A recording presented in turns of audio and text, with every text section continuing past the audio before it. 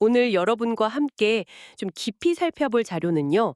블레싱 라미나, 축복을 찾아가는 한 아이의 여정이라는 제목의 이야기책입니다. 네. 이게 크로스 복음전도 사역이라는 곳에서 디아스포라 선교, 그러니까 음.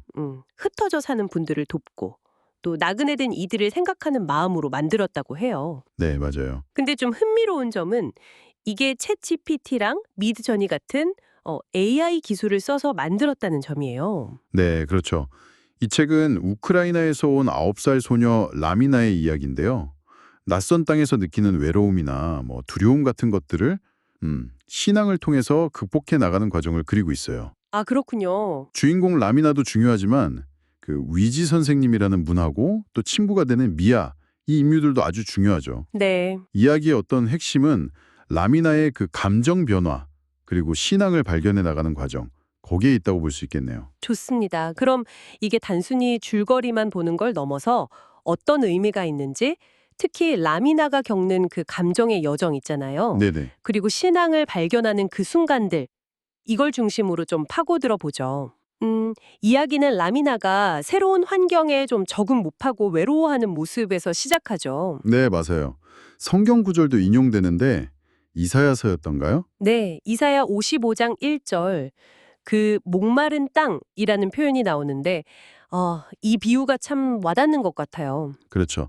그냥 슬프다 이게 아니라 어떤 영적인 갈급함까지 좀 포함하는 그런 느낌이죠. 맞아요. 고향 생각, 또 아버지 그리워하는 모습, 이런 건 전쟁이나 이주 때문에 비슷한 아픔 겪는 분들이라면 많이 공감하실 것 같아요. 네, 바로 그때 이제 위지 선생님이 나타나서 네, 위지 선생님이 등장해서 하나님의 사랑을 이야기해 주죠.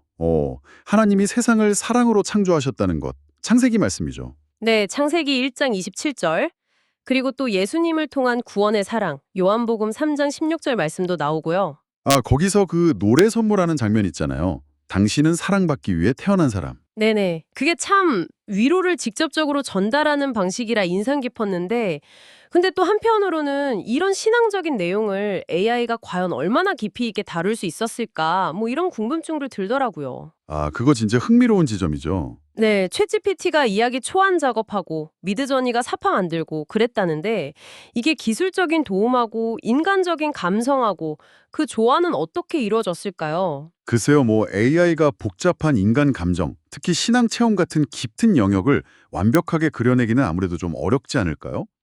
그렇겠죠. 아마 기본적인 이야기 구조나 아니면 시각적인 이미지 만드는 데 도움을 받고 그 최종적인 감성 터치나 신학적인 메시지의 정확성 같은 건 제작팀이 많이 다듬었을 가능성이 크다고 봐요. 아하. 그러니까 AI 활용이 어떤 보편적인 메시지를 효과적으로 전달하는 도구는 될 수 있겠지만 그 깊이는 결국 사람 손에 달린 거겠죠.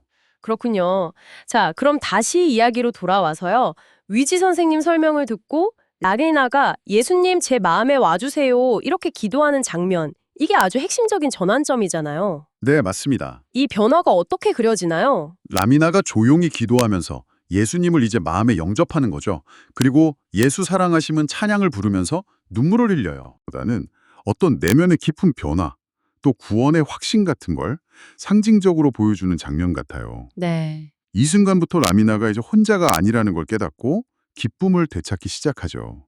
데살로니가 전서 말씀처럼요. 아, 데살로니가전서 5장 16절에서 18절 말씀?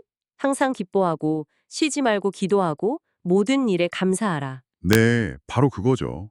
그런 삶으로 나아가는 모습이 그려집니다. 그렇게 변화된 라미나가 이제 친구 미아에게 다가가서 하나님은 너도 사랑하신다. 이렇게 자기가 경험한 걸 나누는 모습도 참 중요해 보여요. 맞아요, 맞아요. 혼자만 간직하는 게 아니라 관계로 흘러가는군요. 네, 그렇죠. 여기서 위지 선생님이 미아를 다음 세대를 위한 느헤미야라고 부르는데 이게 참 의미심장한 표현 같아요. 느헤미야요? 아, 구약 성경에 나오는. 네, 무너진 예루살렘 성벽을 다시 세웠던 지도자잖아요. 아마 미아가 다음 세대 신앙을 세우고 공동체를 회복하는 데 좀 중요한 역할을 할 거다. 이런 기대를 담은 비유 아닐까요? 아, 그럴 수 있겠네요. 책에 기도문도 나오고. 네, 누가복음 말씀 인용한 기도문하고 또 하박국서 말씀 인용한 마지막도 다 미래 세대에 대한 소망 그리고 기도의 중요성을 계속 강조하고 있어요. 그렇군요. 마지막에 세 사람이 손잡고 찬양할 때 민들레 씨앗 날아가고 햇살이 십자가 모양으로 비치고 이런 이미지는 희망을 참 잘 보여주는 것 같아요. 네, 시각적으로도 인상적이죠. 결국 이 블레싱 나미나 이야기는 낯선 환경에 놓인 한 아이가 신앙을 통해서 위로받고 정체성을 찾고 또 공동체의 일원으로서 다른 사람에게 희망을 전하는 사람으로 성장하는 이야기다. 이렇게 요약할 수 있겠네요. 네, 정확합니다.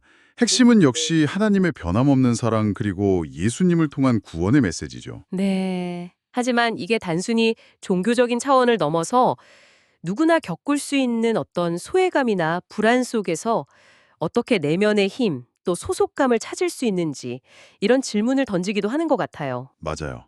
특히 나그네 그리고 다음 세대 이 키워드는 우리가 속한 공동체와 미래에 대한 책임감도 생각하게 만들고요. 그렇죠. 그러네요. 이 이야기가 여러분 각자의 삶에는 또 어떤 울림을 주었을지 궁금합니다.